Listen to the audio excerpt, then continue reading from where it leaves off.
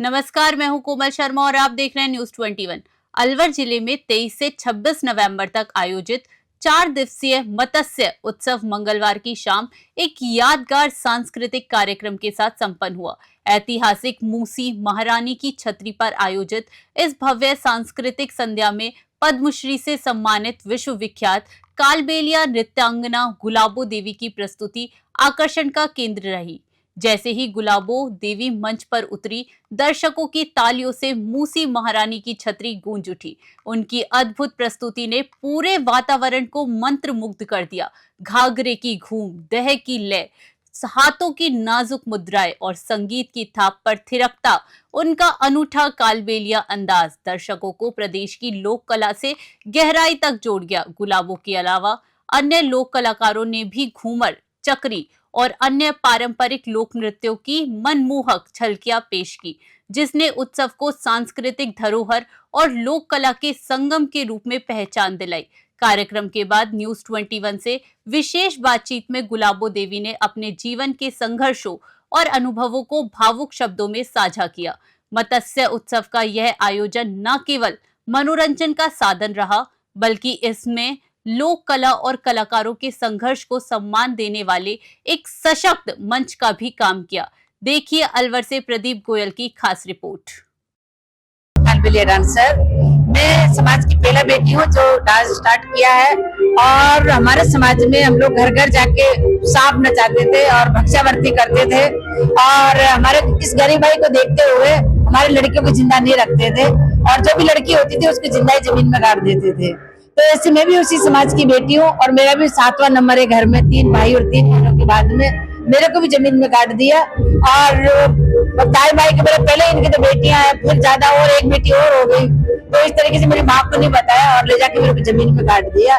और मेरी माँ को जब होश आया, घंटे 1.5 घंटे बाद बच्चा हुआ था, रोया पर गया कहाँ। तो मेरी मौसी ने कहा कि वो लड़की हुई थी, उसको जमीन में काट दिया। तो मेरे माता ने कहा कि बोले हम तो माता के पुजारी है, चामुंडा माता के, हम बेटियों को नहीं मारते, तो हमारी बेटी को कैसे मारा। तो इस तरीके से मेरी माँ रोने लगी। लेकिन जिसने जन्माया था मिडवाइफ, जो दाई माई होती है, वो मेरी माँ को धमका के चली गई और कहा कि तू समाज के खिलाफ नहीं जा सकती और चुपचाप बैठ जा। पर मेरी माँ कंटिन्यू रही और मेरी मौसी से कहा कि तू मुझे वो जगह बता दे कहाँ मुझे बच्ची को काटा है। तो मेरी मौसी ने कहा कि अभी नहीं बताऊंगी, बाद में बताऊंगी। तो रात की 12 बजे मेरी मौसी आई और मेरी माँ को बताया कि चल मैं बताती हूँ, पर अब तो मर गई होगी।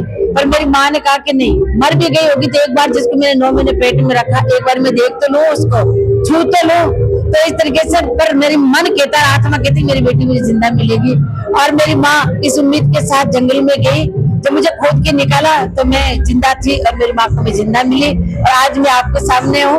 उसके बाद मेरे पापा हमेशा साथ लेके जाया करते थे। मैं जब 6 महीने की थी, सांपों के साथ बिठा के और टिपारी में और लेके जाते थे, इस डर से कि समाज के लोग मार नहीं दे इसको। तो मेरे पापा सांपों का झूठा दूध मुझे पिलाते और उन्हीं के साथ में पली बड़ी।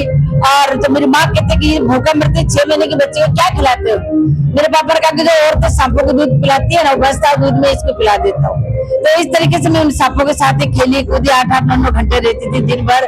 और बस वो बीन की धुन और डफली की थाप सुन सुन के वो रिदम दिल और दिमाग में छा गई, और मैं भी सांपों के साथ डांस करना स्टार्ट कर दिया। तो समाज की पहला बेटी हूँ जिसमें मैंने डांस स्टार्ट किया। लेकिन समाज के लोगों ने कभी नहीं माना। समाज के लोग ये कहते हैं ये मुर्दा लड़की है, जमीन में से निकली हुई। मेरे पापा कहते हैं नहीं, ये मेरी बेटी है, ये स्पेशल है, और ये लक्ष्मी है, ये माता है। तो इस तरीके से मेरे पापा मेरा बहुत ध्यान रखते थे और मेरे पापा के साथ ही डांस सीखा। लेकिन समाज के लोग हमेशा मेरे पापा से डर जुर्माना करते थे कि तू बेटी की कमाई खाता है। तो मैं 7-8 साल की थी तब मेरे को पुष्कर मेला से मैंने स्टार्टिंग की, और वहाँ पे टूरिज्म डिपार्टमेंट ने मुझे देखा और वो मेरे को मंच तक लेकर आए। फिर तो मुझे समाज से बाहर ही कर दिया। समाज से बाहर कर दिया। मेरे पापा ने कहा कि कोई बात नहीं, मैं समाज से बाहर हो जाऊंगा। मेरी बेटी ने अकेले नहीं डांस किया था, 20 लड़कियां साथ में थी। औरतें थी चुप चुप के ले जाती थी कि पैसे मिल जाए काजल बिंदी के, पर वो औरतों ने मना कर दिया कि हम साथ में नहीं थे।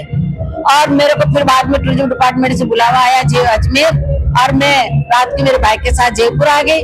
1981 की बात है, जब मैं 7 साल की थी, और जब से लेकर मैं आज तक जयपुर में ही हूँ। और बाद में जब अमेरिका में गई तब मेरा नाम हुआ। इस डांस का नाम कालबेलिया डांस का नाम दिया मैंने, गुलाबी सपेरा नाम दिया, और सर ने मैंने वही ढूंढा। तो इस तरीके से तो मैं अमेरिका से वापस आई।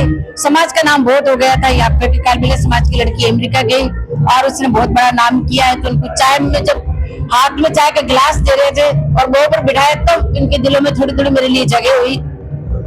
पर जाने से एक वक्त पहले मेरे पापा गुजर गए थे तो मुझे बहुत दुख था और मैं तो बहुत एकदम तरीके से बिल्कुल ही पागल हो गई थी। लेकिन मैंने ये सोचा कि मेरे पापा मेरे लिए हमेशा लड़ते थे तो ये सही टाइम है मुझे जाने का।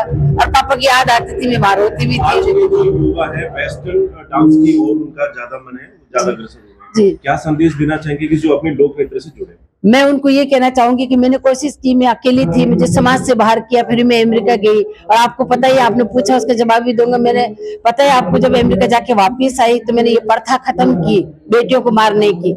मैंने समाज वालों से ये कहा कि मैं समाज में वापस जब भी आऊंगी जब ये प्रथा खत्म करोगे। मेरे समाज वालों ने मैं अकेली लड़ाई की 7 साल की उम्र में।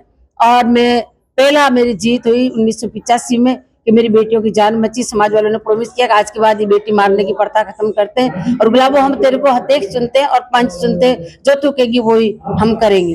जब मैं 7 साल की बच्ची, मेरी माँ जब अकेली इतने समाज के नीचे, दबाव के नीचे आके मेरी जान बचा सकती है, मैं अकेली लड़ाई लड़ सकती हूँ, तो क्या आप लोग सब नहीं लड़ सकते हैं? बच्चियों को मैं आज ये कहती हूँ कि आप वेस्टर्न की तरफ जाते हैं लेकिन अपनी संस्कृति को और अपनी कला को जिंदा रखो और अपने ये धरोहर है इसको आप जिंदा रखोगे तो आपका नाम होगा। और समाज से बाहर रही।